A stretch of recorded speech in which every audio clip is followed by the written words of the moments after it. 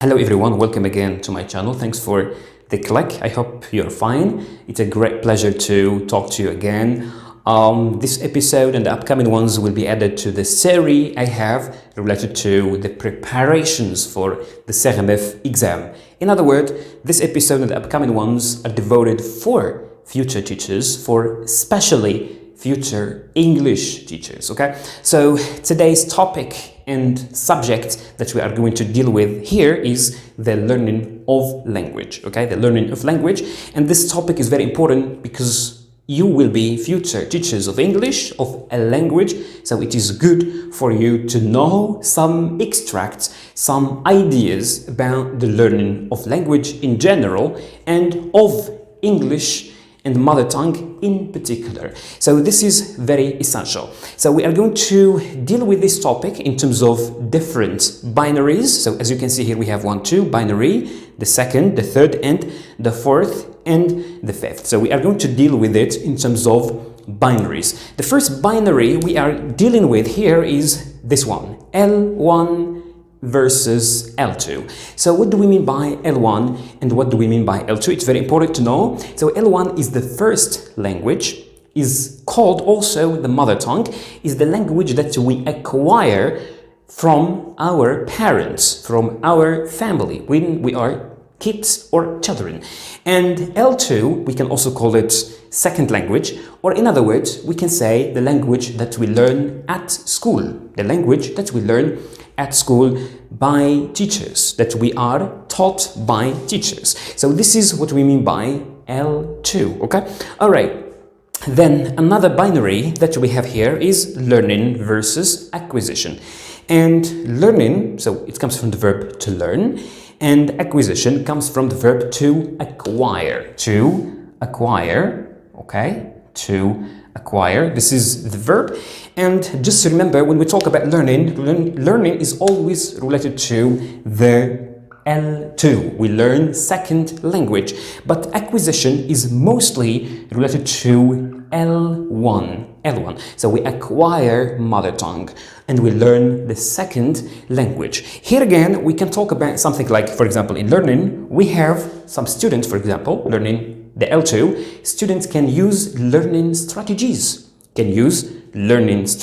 or learning styles to learn the second language. But when we talk about acquisition, we don't talk about some acquisition techniques or acquisition strategies, for example. No. So acquisition is something which is subconscious, but when we talk about learning, it is conscious. We can call it unconscious, and this one is conscious. That way we can use some techniques and strategies or styles of learning to learn subject, to learn another language, a foreign language, for instance, okay? So this is the difference between learning and acquisition. Acquisition is L1 and learning L2. Stephen Krashen has a very important book related to acquisition, L1 or first language acquisition and second language acquisition. So Stephen Krashen talks about the language acquisition a lot and the implication of how we can use the way we acquire the first language in learning the second language. Okay, so skills, another binary, skills versus knowledge. So here again, very important to remember this, language is always learned and taught as skills, not as knowledge, okay? Not as knowledge, but as skills.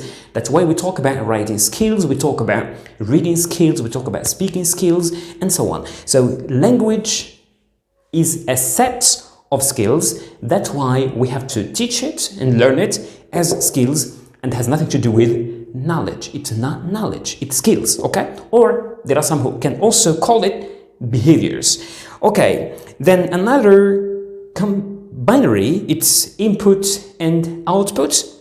This is also something that Stephen Krashen talked about.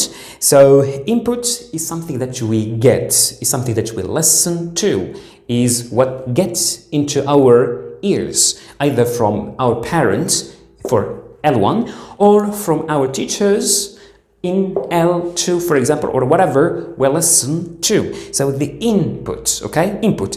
Researchers say that the input should always be meaningful and comprehensible. It should be comprehensible and meaningful, okay? So when I say meaningful, it means it has a meaning, okay? It has a meaning, and for L2, we, for example, teachers, can use different strategies and different methods to make the input meaningful and comprehensible. As an example, teachers can use realia, can use pictures, can use flashcards to make, for example, the input meaningful. Let's talk about the output, and the output is what we say, is what students produce in language. And here again, we can talk about performance, and we can also talk about something like fluency, and we can talk about accuracy. So accuracy, fluency, in general, the performance. This is something to do with the output, okay? The output. So the output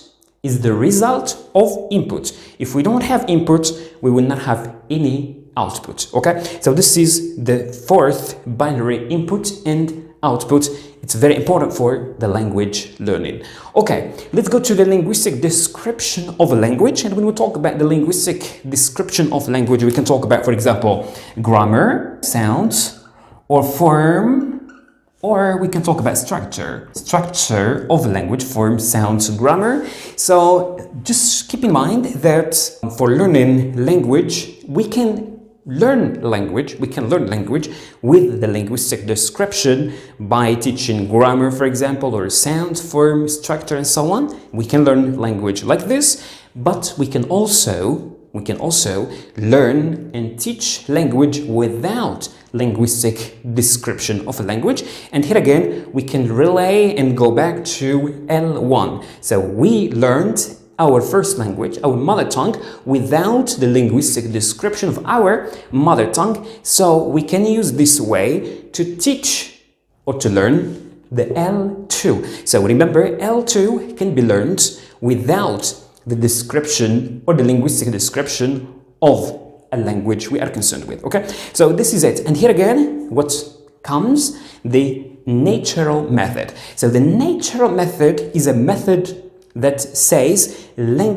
second language can be learned the way the first language is learned, okay? Is learned. In other words, the language or the L2 can be learned without the linguistic description of a language. So this is the rationale or the objective of the natural method, okay? That's why we call it natural, which means it is natural without going deep or deeper into grammar, into sounds of the language, into, the form and structure. But we can learn, we can teach the language, the second language, the same as we learned the first language. So these are some general ideas about the learning of language in terms of binaries. If you have any question or suggestion, don't hesitate to let me know. See you in another episode with another topic. Have a good time and goodbye.